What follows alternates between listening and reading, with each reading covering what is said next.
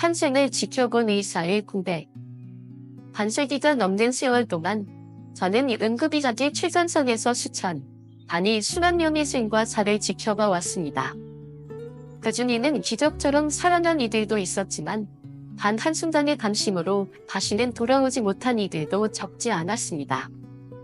그들이 떠난 자리에는 항상 똑같은 아쉬움이 남았습니다. 단 하나의 행동만 삼가했더라면 지금 이 자리에 함께 있었을지도 모르는데, 특히 식사 직후 30분이라는 이 짧은 시간은 고령자에게 있어 그 어떤 순간보다도 결정적인 시간입니다. 그 시간 속에 숨어있는 위험은 단지 건강을 위협하는 수준이 아니라 생명을 직접적으로 위협할 수도 있습니다. 오늘 이 글에서는 고전의 지혜와 실제 임상에서 얻은 통찰을 바탕으로 노년 뒤에 반드시 피해야 할 식후 행동 3가지에 대해 말씀드리려 합니다. 제1장. 식후 즉시 목욕, 따뜻한 속의 냉기, 생명을 아사다다. 따뜻한 물이 곧 안심은 아니다. 몸은 아직 준비되지 않았다.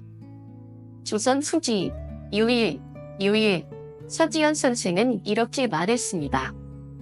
식후에는 천천히 마음을 가라앉히고 양생의 기운을 지켜야 한다. 제가 알고 지낸 일시 할머니는 78세의 연세에도 불구하고 늘 밝고 건강하신 분이었습니다. 지난 추석, 오랜만에 모인 가족들과 정성껏 차린 상을 함께 하시고 기운하지 목욕이나 해야겠다며 욕실로 향하셨습니다. 그러나 그 욕실에서 다시는 나오지 못하셨습니다. 뇌졸 중이었습니다. 식사 직후 갑작스런 온도 변화는 혈압을 급변시켰고 위장으로 몰려있던 혈류가 뇌로 충분히 전달되지 못한 상태에서 그녀의 삶은 그대로 멈추고 말았습니다. 고전에서는 식후 1시간 이상을 정기를 모으는 시간이라 하여 이때 심심에 격하게 움직이거나 급작스런 자극을 피하라고 강조합니다. 욕조의 따뜻함이 몸을 풀어줄 것 같지만 속은 아직 순간에 집중하고 있어 외부의 열기조차 위협이 될 수 있다는 사실을 잊지 마십시오. 제2장. 식후 즉시 산책, 건강해지려다 건강을 잃는다. 좋은 의도로 한 행동이 오히려 독이 될 수도 있다. 흔히들 식사 후 산책이 건강에 좋다고 생각합니다. 하지만 노년기의 신체는 젊은 시절과 다르게 에너지 분배의 한계가 있습니다. 제 진료실을 오가던 이창수 어르신은 늘 건강을 자랑하시던 분이었습니다. 나는 하루도 안 빠지고 저녁 먹고 동네 한 바퀴를 도는 걸 원칙으로 삼지. 그러던 그가 어느 날 갑자기 쓰러졌습니다. 저녁 식사 후 10분도 지나지 않아 시작한 산책 도중 갑작스러운 어지럼증과 함께 딴이 쓰러졌고 병원으로 옮겨졌을 땐 이미 심각한 저혈압 상태였습니다. 왜 그랬을까요? 식후에는 위장을 돕기 위해 혈액이 대부분 숭하기로 몰립니다. 그 상태에서 걷거나 움직이면 심장과 뇌는 상대적으로 혈액 공급이 줄어들게 되며 이는 곧 실신이나 심각한 순환기 문제로 이어질 수 있습니다. 조선의 한서에서는 이렇게 말했습니다. 음식이 입에 들었으면 마음도 몸도 정저하라. 뿌리가 흔들리면 나무가 자라지 않듯 기운의 흐름을 방해하지 말라.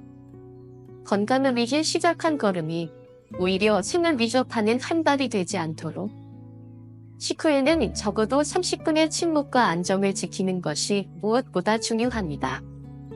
그리고 다음 장에서는 또 하나 많은 이들이 무심코 저지르는 행동, 바로 식후의 수면에 대해 깊이 있게 다루겠습니다. 제3장. 식후 즉시 수면, 달콤한 유혹, 하지만 위험한 선택. 편안함이 때론 가장 무서운 함정이 된다. 식사 후 졸음이 몰려오는 것은 지극히 자연스러운 일입니다. 위장이 활발히 작동하면서 뇌로 가는 혈류가 줄어들고 그로 인해 몸이 휴식을 요구하게 되지요. 그러나 이 졸음에 이끌려 곧장 눕는다면 우리의 몸은 순환기계와 순간기계 모두의 무거운 짐을 지우게 됩니다. 고려 말기 양생서인 동인서에서는 시큰꽃 누우면 기가 막히고 기가 막히면 병이 자한다 라 하였습니다. 한 예로 제 환자였던 김선주 여사는 점심을 든든히 드시고 소파에 눕자마자 그대로 깜빡 잠이 들었습니다. 그리고 1시간 후 깨어난 그녀는 급심한 복통과 함께 구토를 호소했고 병원 진료 결과 위정체와 식도 역류 진단을 받게 되었습니다. 특히 노년 뒤에는 위와 잔의 기능이 늦어지고 식도 가략근의 조임 능력도 약해져 있어 식후 바로 누울 경우 음식물이 다시 올라오거나 잠기의 기능이 흐트러질 위험이 매우 큽니다. 식후 최소 30분 이상 앉아서 등을 곧게 하고 호흡을 고르는 시간. 이 시간은 단순한 습관이 아니라 생명을 지키는 의식입니다. 다음 장 예고 외에 노년기에 편려재분배는 더욱 치명적입니다.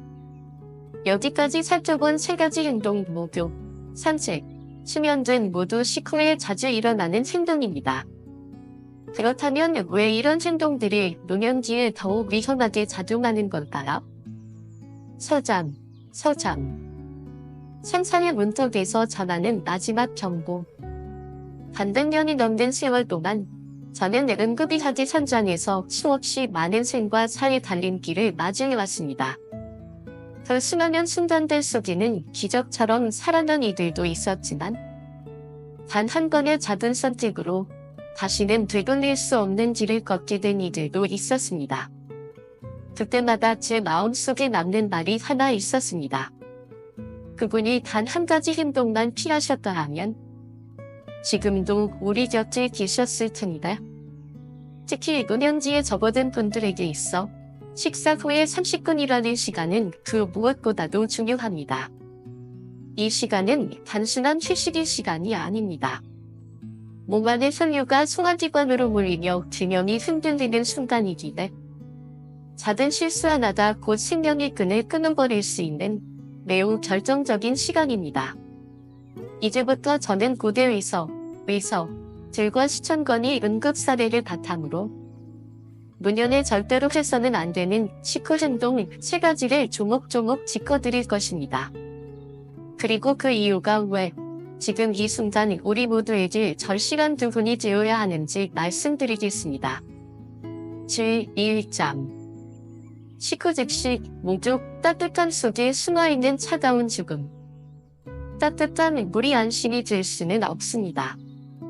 몸은 아직 준비되지 않았기 때문입니다. 조선 소주의 명예서기현 선생은 그의 저서에서 이렇게 경고했습니다.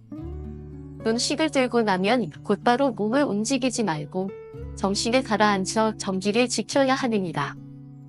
이 말을 떠올리게 만든 한 사례가 있었습니다. 제가 오랜 시간 진료해온 분 중 78세의 정순자 할머니가 계셨습니다. 추석 명절을 맞아 오랜만에 자식들과 모여 앉아 온갖 정성을 담은 음식을 함께 나누셨지요. 식사를 마친 뒤 몸이 좀 개운했으면 좋겠네 하시며 욕실로 향하셨습니다.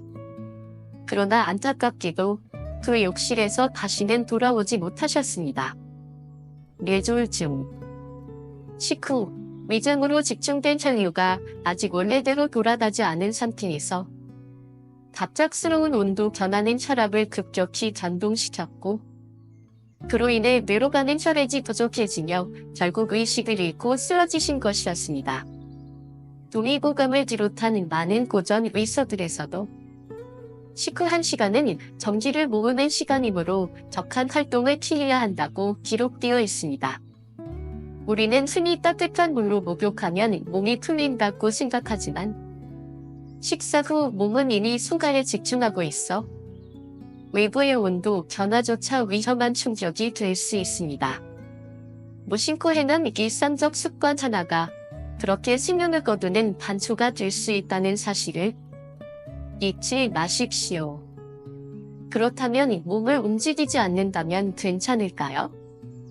다음 장에서는 많은 이들이 좋은 의도로 실천하고 있는 식후 산책이 어쩌면 생명의 치명적일 수 있다는 놀라운 사실을 이야기해 드리겠습니다. 제2장 식후 즉시 산책 건강을 위한다는 착각, 몸을 쓰러뜨리다. 선의로 시작한 발걸음이 때로는 가장 위험한 길이 된다. 우리는 종종 식사 후 가벼운 산책이 건강에 도움이 된다고 믿습니다. 하지만 이 믿음이 항상 옳은 것은 아닙니다. 특히 노년기에는 더욱 그렇습니다. 진료실을 자주 찾으시던 이찬호 어르신은 76세의 연세에도 불구하고 활기찬 일상을 유지하셨습니다. 나는 저녁 먹고 꼭 동네 한 바퀴를 돌아. 그게 내 건강 비결이지. 그러나 어느 날 저녁 식사 10분 후 산책을 나가신 분은 골목길 한복판에서 갑자기 쓰러졌고 급히 병원으로 이송되었습니다. 검사 결과는 급성 저혈압, 식사 직후 위장으로 집중된 혈류 타세, 심장과 뇌에 충분한 혈액이 공급되지 않았고 그 상태에서 걷기 시작하자 중심을 잃고 실신한 것입니다. 조선의 고의서 한서에서는 이렇게 말합니다. 음식이 들어가면 정신도 고요히 앉아야 하며 몸은 뿌리를 내리듯 움직이지 말라. 기운이 흩어지면 병이 인틀되나니 건강을 위한 산책이 오히려 몸을 쓰러뜨리는 위험한 한 걸음이 될 수 있습니다. 특히 식후 30분 이내에는 몸이 혈류를 안정화시키고 위장의 부담을 덜어내는 시간으로 삼아야 합니다. 앉아서 등을 곧게 세우고 조용히 심호흡을 하며 차분한 시간을 보내는 것. 그것이야말로 진정한 양승의 길이라 하겠습니다. 그러나 이보다 더 많은 분들이 무심히 저지르는 행동이 하나 있습니다. 바로 식후 잠시 눈을 붙이는 것입니다. 다음 장에서는 이 식후의 반장이 어떻게 몸의 기운을 막고 병을 키우는지를 고대의서와 사례를 통해 밝혀드리겠습니다. 제3장 식후 즉시 치면 달콤한 유혹, 그러나 치명적인 함정. 편안함은 때로 가장 무서운 적이 된다. 음식을 먹고 나면 나른한 졸음이 몰려오는 것은 지극히 당연한 일입니다. 위장이 활발히 움직이며 뇌로 가는 혈류가 줄어들고 그로 인해 몸은 쉬고 싶다는 신호를 보내지요. 하지만 그 졸음을 참지 못하고 바로 눕게 되면 순환기계와 소화기계 모두에 큰 부담을 주게 됩니다. 고려 말기의 양생서 동의서에는 식후껏 누우면 기가 막히고 기가 막히면 병이 잘한다 고 쓰여 있습니다. 한 예로 저희 환자였던 김리자 여사는 점심을 푸짐히 드시고 소파에 누웠습니다. 조금만 눈을 붙이자는 생각이었지만 1시간 뒤 그녀는 복통과 구토로 고통받으며 병원에 실려왔습니다. 진단 결과는 위정체와 역류성 식도염. 음식이 제대로 소화되지 않고 정체된 상태에서 눕는 자세가 위액의 역류를 유발한 것입니다. 특히 고령자에게는 식도 괄약근의 탄력이 떨어져 있어 위액이 쉽게 역류하고 잔디의 활동성도 둔화되어 음식물 정체가 잦습니다. 식사 후 최소 30분 이상은 반드시 앉아서 등을 곧게 세우고 천천히 호흡을 정돈하며 몸 안의 흐름을 원활하게 만들어야 합니다. 이 단순해 보이는 습관이 당신의 하루를 바꾸고 어쩌면 당신의 삶을 지키는 가장 현명한 선택이 될 수도 있습니다. 음식물이 기도로 잘못 들어갈 때 눈에 보이지 않는 지경이 시라. 삼킨 것이 태로 들어갈 때 생명은 침묵을 준비한다. 사람은 음식을 삼킬 때 보이지 않는 정교한 신경 반사 작용에 의해 기도와 식도를 구분합니다. 하지만 노년기에 이르러 이 반사의 민감성이 떨어지게 되면 삼킨 음식이 기도를 통해 태나 곡강으로 잘못 들어가는 흡인 현상이 발생할 수 있습니다. 특히 몸을 바로 세우지 않은 상태에서 식사를 하거나 식후 곧장 눕는 경우 이 흡인성 위험은 더욱 커지게 됩니다. 실제로 흡인성 트렴은 노년층에서 흔히 생명을 앗아가는 주요 원인 중 하나입니다. 눈에 띄지 않게 시작되지만 계속 깊은 곳에 염증을 퍼뜨리며 조용하고도 무서운 방식으로 생명을 갉아먹습니다. 이와 관련된 고서에서는 기운이 아래로 흐르지 않고 위로 거슬러 오르면 병이 생긴다 라 하였습니다. 고대지에는 이 흐름을 생명의 운행이라고 하고 그 흐름이 거슬리면 병이 들어온다 믿었습니다. 그러니 식후 바로 눕는 일은 단지 편안함이 아니다. 몸속 질서의 등열을 의미하는 것이기도 합니다. 그리고 이 다음에는 많은 분들이 오히려 좋을 것이라 생각하는 행동, 즉 식후의 뜨거운 목욕에 대해 말씀드리고자 합니다. 그 따뜻한 속에 숨겨진 위험은 생각보다 훨씬 더 가까이에 있습니다. 제5점 식후의 뜨거운 목욕 따뜻함의 유혹, 차가운 결과 몸을 녹이는 그 순간 심장은 얼어붙을 수도 있다. 신천에 거주하시던 이지연 어르신은 내 뜨거운 물로 목욕하면 소화가 잘 된다고 믿으셨던 분이었습니다. 식사 후 몸이 무거우면 욕조에 몸을 담가야 개운하다고 말씀하셨지요. 그러던 어느 날 식사를 마친 뒤 욕실로 향하셨고 그 안에서 갑자기 쓰러지셨습니다. 다행히 아들에 따른 응급조치 덕분에 목숨은 건졌지만 우측 반신이 마비되는 뇌경색을 겪으셨고 그날 이후 일상생활은 완전히 달라졌습니다. 심장내과 전문의 정우 박사의 연구에 따르면 식사 직후 뜨거운 물에 몸을 담그는 행위는 혈류의 흐름을 급격히 변동시키는 주요 원인이라고 합니다. 이미 음식물을 소화시키기 위해 위장으로 혈액이 몰려있는 상태에서 뜨거운 물이 피부 혈관을 자극하면 혈류는 다시 피부 쪽으로 대량 분산됩니다. 이로 인해 심장과 뇌로 가는 혈액의 양이 부족해지며 그 결과 뇌졸중 발생 위험은 평소보다 2.8배 증가한다고 합니다. 더욱이 고혈압, 당뇨, 고지혈증 같은 순환기 질환을 가진 노인에게는 이러한 변화가 단지 위험한 수준이 아닌 치명적인 전환점이 될 수 있습니다. 고대 의학에서는 이렇게 말합니다. 는 외열에 놀라면 정지를 잃고 그 이름은 정에 굴러오느니라. 이제 또 하나 많은 분들이 간과하는 행동에 대해 이야기해야 할 때입니다. 그것은 바로 식사 후 곧장 시작되는 과도한 운동입니다. 몸을 움직이면 살이 빠지고 소화가 잘 될 것이라는 착각. 그 착각이 생명을 위협할 수도 있습니다. 제6점 식후에 과격한 운동이 움직임이 생명의 줄을 끊을까? 활동은 약이 될 수도 있지만 때로는 칼날이 되기도 한다. 서울에 거주하시는 정수철 어르신은 30년 넘게 매일 점심을 먹고 산을 오르는 것을 일과처럼 삼아오셨습니다.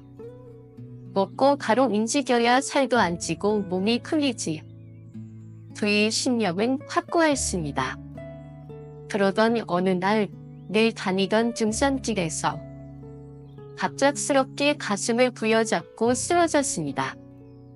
함께 있던 지인들의 신속한 구조 덕분에 생명은 건졌지만 심장 기능이 30%가 영구적으로 손상되는 결과를 피할 수는 없었습니다.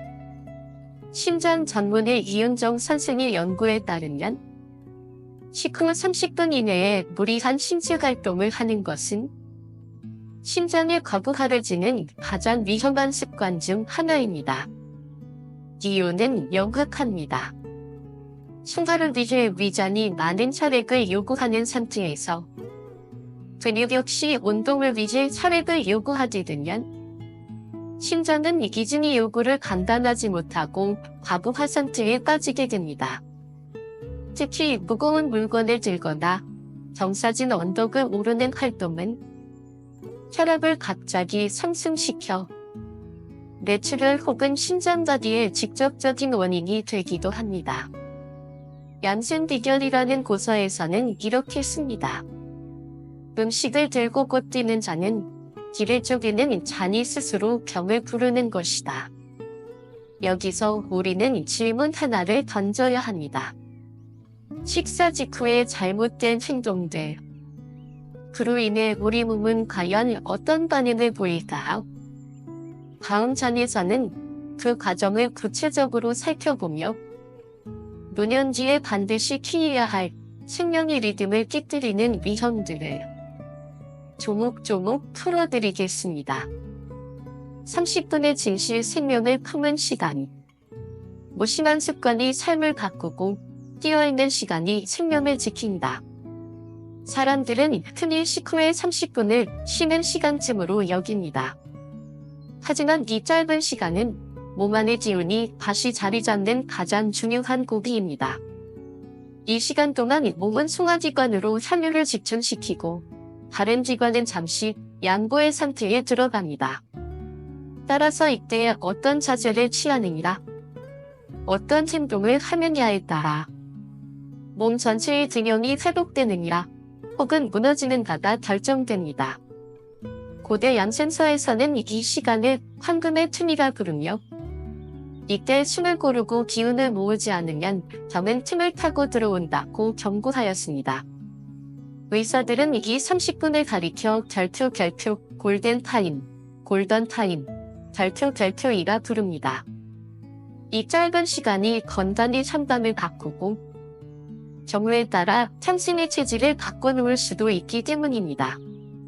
앞서 살펴본 절대 하지 말아야 할 습관들이 있었다면 이제는 그 반대편 꼭 실천해야 할 지혜로운 습관들을 살펴볼 차례입니다. 이 단순해 보이는 습관들을 하루하루 실천하게 되면 약 없이도 병원 없이도 당신의 노년은 더욱 견고하고 찬란하게 빛날 것입니다. 제8장 첫 번째 좋은 습관 바른 자세로 앉아있기. 기운은 척추를 따라 흐르고 자세는 곧 삶의 흐름을 결정한다. 식사를 마친 뒤 가장 먼저 해야 할 일은 단순합니다. 허리를 곧게 펴고 바르게 앉는 것. 이 평범한 동작 하나가 위장과 식도의 부담을 줄이고 음식물의 소화를 더욱 원활하게 돕습니다. 부부정하거나 기대 앉는 자세는 위산이 식도로 역류하게 만들고 그 결과 속쓰림이나 소화불량을 유발하게 됩니다. 부산, 예사시는 김옥순 할머니는 오랜 세월을 소화장애와 싸워오셨습니다. 그러던 어느 날 우연히 식후 30분을 곧게 앉아 보내자는 조언을 실천하게 되었고 이후 10년 동안 한 번도 소화제를 찾지 않게 되었다고 말씀하셨습니다. 밥만 먹고 누우려던 습관을 바꾸니 속이 이렇게 편할 줄 몰랐어요. 왜 이제야 알았는지 모르겠니다. 할머니의 고백은 너무도 소박하면서도 깊었습니다. 고대의 문헌에는 자정, 끈기를 바르게 하고 기가 바르면 정이 들어오지 않는다. 는 구절이 있습니다. 이처럼 바른 자세 하나가 몸의 안정을 돕고 마음까지 바로 세우는 기초가 되는 것입니다. 다음으로 수기전 습관은 몸의 속을 따뜻하게 감싸주는 미지근한 물 한 잔의 지혜입니다. 단순한 물이지만 그 효과는 약을 뛰어넘는 경우도 있습니다. 제9장 두 번째 좋은 습관 미지근한 물을 천천히 마시기. 물은 약이 되기도 하고 기운을 살리는 불, 화처럼 작용한다. 식사 후 10에서 15분 후 따뜻한 물을 천천히 마시는 습관은 위장을 부드럽게 자극하고 소화를 자연스럽게 도와주는 최고의養생법입니다. 예전에 박철수 어르신은 오랜 세월 속쓰림과 복폭행만으로 불편한 삶을 살아오셨습니다. 수많은 약을 써봤지만 효과는 일시적일 뿐이었지요. 그러던 중 식사 후 따뜻한 물 한 잔을 천천히 마시는 습관을 들이게 되면서 그의 몸은 조금씩 변하기 시작했습니다. 지금은 약 없이도 속이 편안해지고 하루를 평온하게 시작하고 마무리하게 되었다고 말씀하십니다. 이젠 밥을 먹고 30분이 지나면 꼭 따뜻한 물부터 찾게 돼요. 이 물 한 잔이 약보다 나아요. 고전에서는 물, 진지를 운반하는 바탕이며 속을 달래는 기운의 근원이라 하였습니다. 몸의 중심부가 따뜻해지면 소화기계뿐 아니라 순환제도 안정되며 전체적인 활력이 되살아납니다. 그리고 마지막으로 몸만이 아닌 마음의 소화를 도와주는 아주 중요한 습관 하나를 더 소개하고자 합니다. 그것은 바로 가벼운 대화입니다. 마음을 덮이는 대화 식후 15분의 작은 기적. 입은 먹는 데만 쓰지 말고 마음을 나누는 그릇으로도 써야 한다. 울산을 사는 이영자 할머니는 남편과 함께 매일 식사 후 15분간 서로의 하루를 나누는 시간을 가지고 계십니다.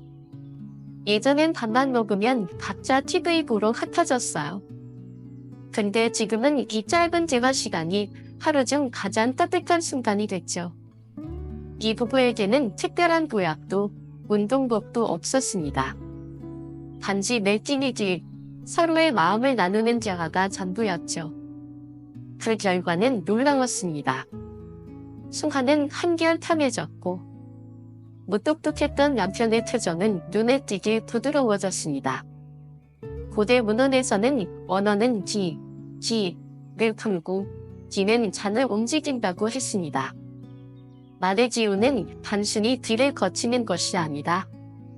마음을 열고 내 잔의 움직임마저 활발하게 만드는 보이지 않는 엿이 되는 것입니다.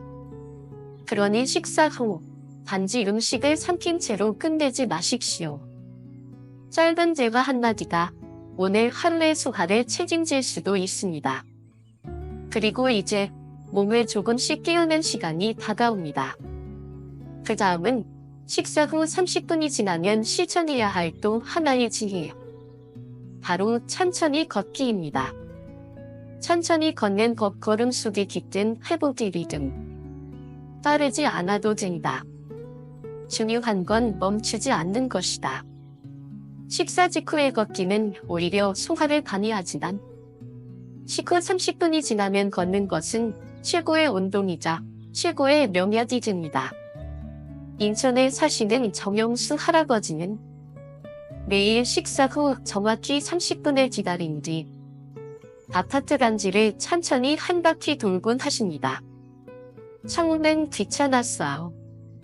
그냥 쉬고 싶고 눕고 싶었죠.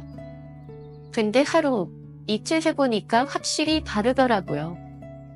그의 몸은 조금씩 반응을 보였습니다. 오랫동안 복용하던 당뇨약의 양이 절반으로 줄고 체중은 자연스럽게 감소했습니다. 무거웠던 몸이 가벼워졌고 혈당 수치는 안정되었으며 무엇보다 걷고 싶은 마음이 생겼다는 것이 가장 큰 변화였습니다. 고대 양생사에는 는 발바닥을 통해 땅과 맞닿고 기우는 걸음을 따라 오르내리며 몸의 흐름을 조율한다. 는 구절이 있습니다. 이처럼 걸음은 단지 운동이 아니다. 몸과 마음이 다시 정리되는 리듬의 회복입니다. 이제 우리는 작은 4가지 습관을 통해 건강의 기본을 세우고 있습니다. 바르지 않기, 따뜻한 물 마시기, 따뜻한 대화 나누기, 식후 30분 뒤 천천히 걷기. 이 4가지는 그저 행동이 아니다. 몸의 균형을 다시 세우고 삶을 다시 정비하는 의식입니다. 그리고 이제 이 모든 것을 가능하게 만드는 한 가지 중요한 조건이 남았습니다. 바로 무엇을 얼마나 먹느냐입니다.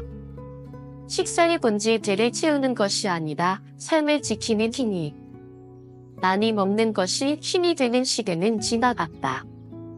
이제는 어떻게가 생명을 지킨다. 식사는 단순한 징의가 아닙니다. 하루 3번 내 몸에 에너지를 넣는 정교한 의식이자 잘못되었을 경우 생명을 위협할 수 있는 양날의 칼이 되기도 합니다. 제가 수십 년 동안 수많은 환자들과 마주하며 알게 된 한 가지 진실이 있습니다. 그것은 바로 식사 직후 몰려오는 과도한 졸음이나 피로는 우리 몸이 보내는 경고 신호라는 점입니다. 부산에서는 최동철 할아버지는 평생 밥은 든든히 먹어야 힘이 나지 라며 2그릇씩 드시던 분입니다. 그러던 어느 날 식사를 마친 후 무거운 졸음이 밀려오더니 가슴을 누르는 듯한 통증이 찾아왔습니다. 병원에서 확인해보니 과식으로 인해 팽창된 위장이 심장을 압박하고 있었던 것입니다. 음식이 생명을 위협하게 된 순간이었죠. 고대에서는 이렇게 말했습니다. 먹음은 살이 아니라 기를 채우는 일이다. 과하면 기를 무너뜨리고 적당함은 기를 살린다. 젊었을 때는 위장도 여유가 있었습니다. 하지만 나이가 들면 위의 탄력, 건디 능력, 운동성 모두 감소하게 됩니다. 그러므로 나이 든 뒤에도 예전처럼 먹고 마시고 움직이려 한다면 그것은 이미 몸의 흐름을 거스르는 일이 됩니다. 이제 다음 장에서는 노년기에 가장 적절한 식사량과 음식의 종류, 그리고 고전이 말하는 천천히 먹는 법의 진정한 의미에 대해 하나씩 풀어보겠습니다. 손바가들 지혜 황금 식사량의 기준. 많이 먹는 것이 능사가 아니며 적절히 먹는 것이 오래 사는 길이다. 70년에 걸친 진료 경험 속에서 저는 노년기의 황금 식사량에 대한 하나의 명확한 기준을 찾아냈습니다. 그것은 바로 자신의 손바닥만큼의 밥과 반찬을 기준으로 삼는 것입니다. 손바닥은 그 사람의 몸 상태와 비율에 맞는 자연스러운 척도이기에 무엇보다 비입화된 정확한 식사량이라 할 수 있습니다. 그리고 식사할 땐 젓가락을 천천히 움직이고 한 입을 삼키기 전 30번 이상 꼭꼭 씹는 습관을 가지셔야 합니다. 제가 이제 좀 찬 것 같다. 그 느낌이 들 때 바로 멈추는 것. 포만감이 18이 아니라 7, 8알 정도에서 식사를 마치는 것. 그것이 바로 오래 사는 사람들의 식탁의 공통점입니다. 고전 얌센서에서도 이렇게 말합니다. 기를 채우는 데는 중간이 있고 기를 채우는 데는 끝이 없다. 과한 포만은 곧 병의 초대장이 되느니라. 이제 식사의 양을 알았으니 이제는 그 질, 무엇을 먹을 것인가에 대해 이야기할 차례입니다. 제14장. 식탁 위에 약 무엇을 먹느냐가 삶을 결정한다. 음식은 약이 될 수 있고 정이 될 수도 있다. 선택은 언제나 우리의 그릇 위에 있다. 여러분의 식탁에는 반드시 있어야 할 음식들이 있습니다. 이는 단순한 영양의 이야기가 아닙니다. 잔지지는 혈관 건강, 면역력까지 좌우하는 몸의 재료들입니다. 첫째, 채소와 과일은 반찬의 절반 이상을 차지해야 합니다. 다채로운 세질 채소는 잔의 기능을 도와 소화를 촉진하고 혈관을 탄탄하게 유지해주는 자연의 담태와 같습니다.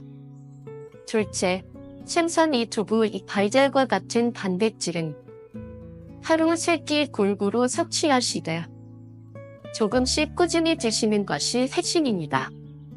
너무 많이도 너무 적게도 말고 균형을 지키는 것이 생명을 지키는 길입니다.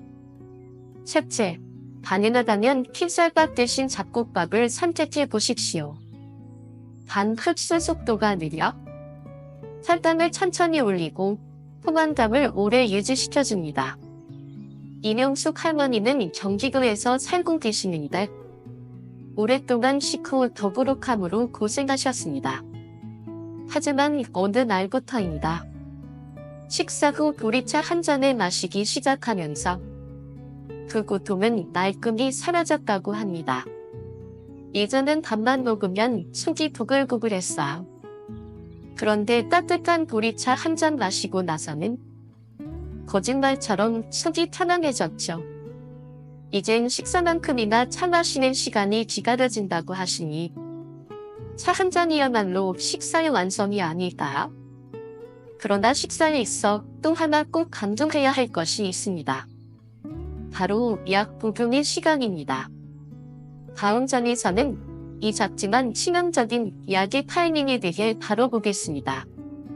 제15장 약도 때를 가린다. 복용 시간을 지휘.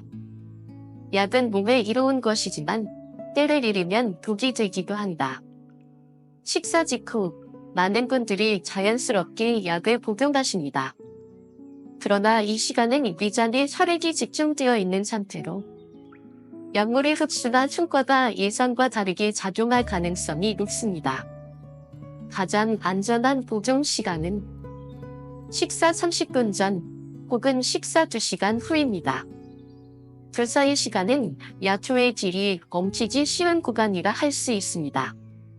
실제 사례가 있습니다. 이정우 할아버지는 식사를 마치자마자 고혈압 약을 복용하셨고 얼마 지나지 않아 심한 어지럼증과 함께 쓰러지셨습니다. 결과적으로 고관절 골절이라는 큰 부상을 입게 되었고 그 뒤로는 보행도 어려워졌습니다.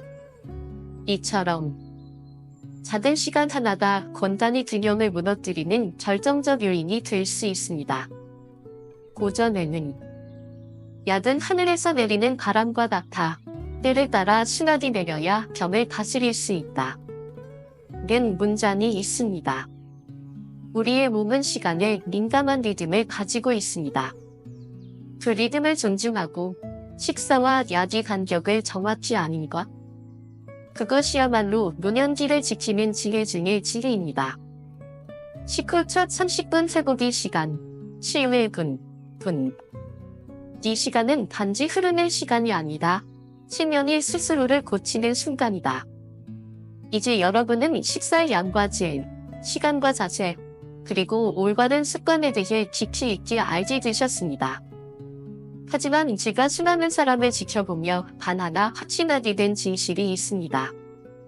그것은 바로 식사 후의 첫 30분, 이 짧은 시간이야말로 결표 몸이 다시 균형을 잡고 회복을 준비하는 가장 소중한 치유의 시간, 결표이라는 사실입니다. 절대 무리하지 마십시오. 절대 눕지 마십시오. 편안한 의자에 앉아 허리를 곧게 펴고 가슴 깊이 심호흡을 하며 조용히 머무는 것. 가족과 조용한 담소를 나누는 것도 좋습니다. 이 단순한 자세 하나가 우리의 소화기관과 잔지들을 자연의 흐름 속으로 돌려놓는 첫걸음이 됩니다. 서울의 박산철 할아버지는 40년 넘게 식사 후 소파에 기대어 텔레비전을 보시는 습관을 가지고 계셨습니다. 그 일상은 결국 만성위염과 역류성 식도염이라는 결과를 낳았습니다.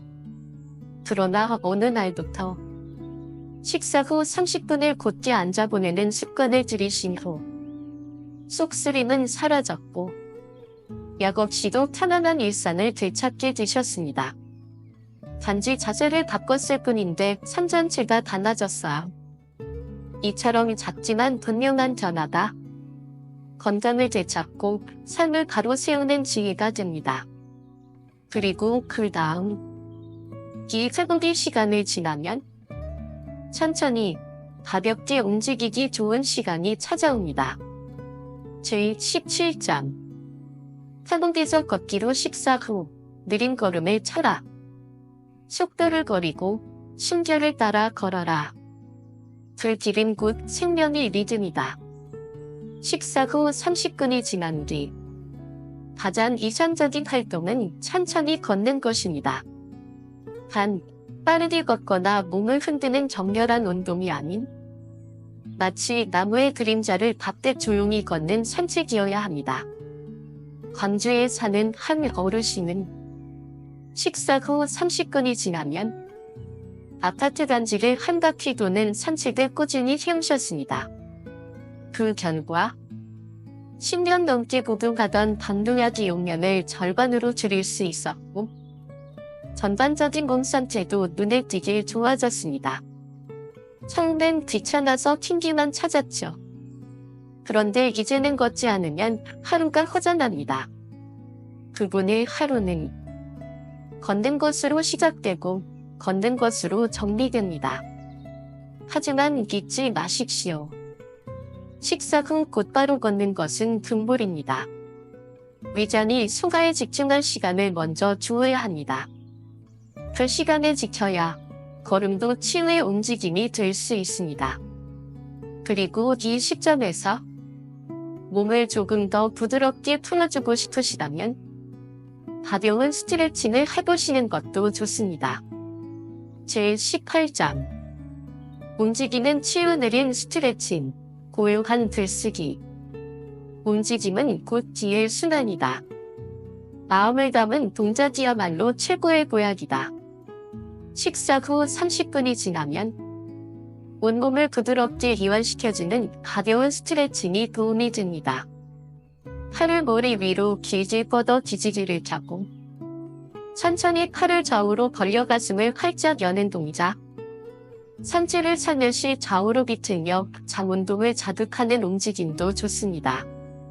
척추의 긴장을 완화하고 혈액순환을 돕는 이 단순한 스트레칭이 몸을 가볍게, 마음을 부드럽게 만들어줍니다. 하지만 이 모든 스트레칭은 식후 30분 이후에만 실천하셔야 합니다. 그리고 몸만큼이나 마음도 정돈되어야 하지요. TV나 스마트폰을 보는 대신 책장을 넘기거나 펜을 들어 조용히 한 줄 써보는 건 어떨까요? 그 한 줄, 혹은 그날의 감정을 적는 짧은 일기라도 괜찮습니다. 전남에 사시는 이상훈 할아버지는 식사 후 10분간 눈을 감고 명상, 그 후 20분 동안 일기를 쓰는 습관을 실천해 오고 계십니다. 처음엔 그저 마음을 정리하려고 시작했습니다. 이젠 혈압도 안정되고 잠도 더 잘 오게 되었어요. 고요 속에 몸은 회복되고 글 속의 마음은 맑아집니다. 지금까지 함께 살펴본 건강의 지혜, 다시 한번 떠올려 봅시다. 계절을 따라 흐르는 지혜 여름 식후의 주의점. 해돋이 시간에도 계절은 호흡을 달리하니 여름엔 차가움을 경계하라. 식사 후 30분 동안 누워있지 않고 뜨거운 물로 목욕하지 않고 무리한 운동을 피하며 그저 고된 자세로 앉아있다가 천천히 걸음을 옮기는 것. 이 단순한 변화들만으로도 우리의 건강은 눈에 띄게 달라질 수 있습니다. 그러나 여기서 한 가지 더 중요한 진실이 있습니다. 바로 계절에 따라 식후 관리법이 달라져야 한다는 것입니다. 특히 여름과 겨울, 이 두 계절은 극단의 온도 속에서 몸이 더욱 민감해지고 작은 실수가 큰 결과를 초래할 수 있습니다. 여름, 바람을 정지하라. 부산에 사는 정미영 할머니는 작년 여름 식사를 마치자마자 에어컨 앞에 앉아 있었습니다. 몸에선 땀이 나고 더위는 견디기 힘들었지요. 하지만 곧바로 복통과 설사가 시작되었고 결국 응급실을 찾게 되었습니다. 이젠 식사 후엔 에어컨을 바로 틀지 않아요. 한참 있다가 그것도 바람을 약하게 틀면 훨씬 몸이 편해지더라고요. 식사 후 체온은 자연스럽게 올라갑니다. 그때 찬바람이 몸을 강타하면 혈관이 수축하고 위장의 활동은 갑자기 위축됩니다. 면역력도 떨어지고 감기나 잔염으로 이어지기 쉽습니다. 고대 연생서는 이렇게 말합니다. 기운이 열을 머금을 때 찬 기운은 정의 찬이 된다. 그렇다면 여름에 선풍기를 탄다면 바람은 사람을 향하지 말고 천장을 향해 부드럽게 돌려야 합니다. 공기를 순환시키는 것이 건강에 훨씬 이롭습니다. 그리고 무엇보다 식사 후 차가운 음료를 벌컥 마시는 습관. 이 또한 피해야 할 일입니다. 차가운 물은 위장을 급속히 수축시키고 소화효소의 활동을 저하시켜 소금불량을 초래합니다. 그보다는 미지근한 물 한 잔 혹은 은은한 보리차 한 잔이 속을 편안히 달래고 위를 따뜻하게 감싸줍니다. 기절은 단지 바깥의 변화가 아닙니다. 우리의 몸 안에까지 깊이 영향을 미치는 측면지기의 흐름입니다. 이제 겨울이 다가올 때 우리는 또 어떤 점을 기억해야 할까요? 주의기 식잠. 겨울 속의 따뜻한 지에 찬 공기 속 식후의 주의것. 겨울엔 열을 지켜야 한다. 작은 온지 하나가 내일의 건강을 바꾼다. 겨울은 외부의 냉기와 내부의 열기가 대립하는 계절입니다. 이때 식사 후 우리 몸은 숭가에 집중하기 위해 안으로 열기를 모읍니다. 그런데 이 열기가 차가운 실내 공기나 바깥 외출로 인해 새어나가면 기력이 쇠하고 잠지 지능이 떨어지며 노년기에 자주 나타나는 복부냉증, 설사, 피로감으로 이어질 수 있습니다. 식사 후 체온을 지키는 것이 먼저입니다. 따뜻한 실내에 머무르되 너무 두껍거나 땀이 날 만큼 과한 보온은 피하고 몸의 중심 끝에와 등 발목을 따뜻하게 감싸는 정도가 가장 이상적입니다. 따뜻한 차 한 잔은 겨울 식후에 가장 좋은 동반자입니다. 신선차, 계피차, 따뜻한 유자차 등은 몸속을 따뜻하게 데워주고 면역력까지 지켜주는 천연의 약차가 됩니다. 식사 후 실내 활동이 불가피하다면 30분 이상 실내에서 쉬었다가 나가시는 것을 추천드립니다. 고전에서는 이렇게 말합니다.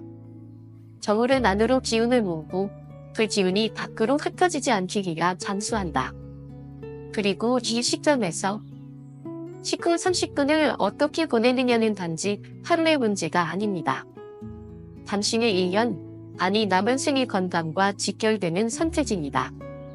이제 우리는 하루 3번의 식사를 그저 배를 채우는 시간이 아니다. 몸을 회복하고 생명을 보존하는 신선한 의식으로 바라보아야 합니다. 식사 후 30분, 인생을 바꾸는 시간. 하루 3번, 그 30분이 쌓이면 빛의 길이 열린다.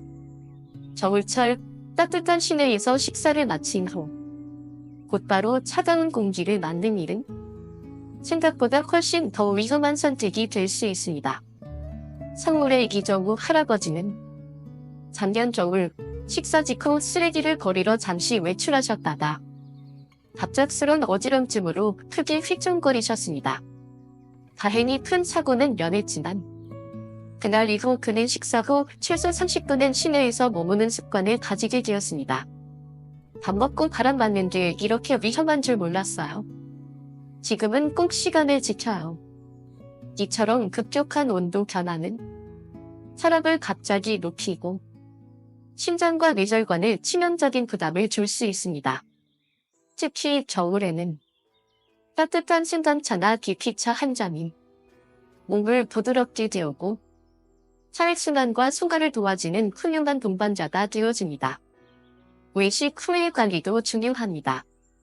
밖에서의 식사는 대체로 짠 음식, 기름진 음식, 자극적인 음식이 많아 집밥보다 위장에 더 큰 부담을 줍니다. 외식을 하신 뒤에는 절대 곧장 눕지 마시고 최소 1시간 이상 가볍게 움직이며 몸을 풀어주는 것. 이 간단한 실천만으로도 소화 효율과 신체 회복 속도는 현저히 달라집니다.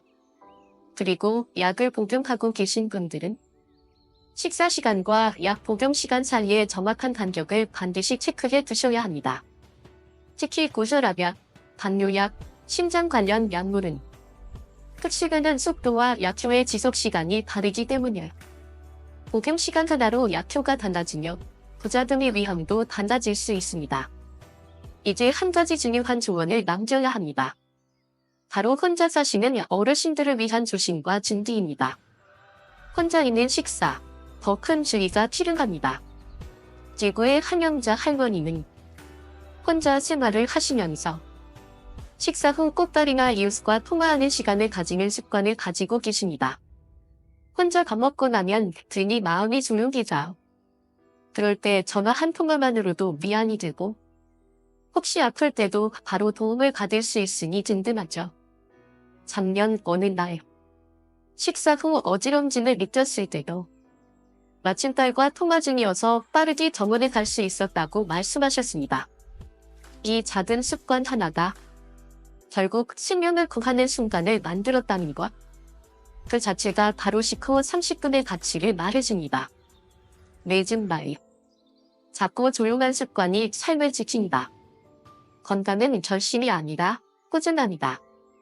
이제 여러분은 식사 후 30분이 얼마나 소중한 시간인지, 어떤 행동은 피하고 어떤 습관은 지켜야 하는지 그 모든 내용을 충분히 이해하셨을 것입니다. 여기서 기운 건강의 비결은 거창하거나 어려운 것이 아닙니다. 소파에 누우려는 유혹을 잠시 참는 일, 따뜻한 차 한 잔을 천천히 마시는 일, 천천히 걷고 마음을 가라앉히는 일, 그 모든 것이 하루하루 반복되는 작은 행동 속에서 이루어집니다. 제가 지난 50년 동안 의사로서 수많은 사람들을 지켜보며 발견한 가장 큰 진실은 이것입니다. 건강은 거대한 결심에서 비롯되지 않는다. 하루하루 반복되는 조용한 습관들이 결국 오래도록 건강한 삶을 만드는 가장 확실한 길이다. 오늘 여러분께 드린 이 시간이 여러분 자신은 물론 사랑하는 가족들에게도 따뜻한 선물이 되기를 진심으로 바랍니다. 건강한 노후. 지금 이 순간부터 여러분의 식탁 위에서 그리고 식사 후 30분의 시간 속에서 시작해 보시기 바랍니다. 다음 영상에서는 더 깊고 따뜻한 건강의 기술들을 차근차근 이어서 전해드리겠습니다. 구독과 좋아요 꼭 눌러주셔서 이 소중한 정보가 더 많은 분들에게 전해질 수 있도록 함께 해주시길 부탁드립니다. 감사합니다. 이로써 전체 스크립트 완성입니다. 혹시 이 집 내용을 정리한 썸네일용 문구나 인트로, 아웃트로 문장도 필요하신가요? 또는 자막용 요약 스크립트도 도와드릴 수 있습니다.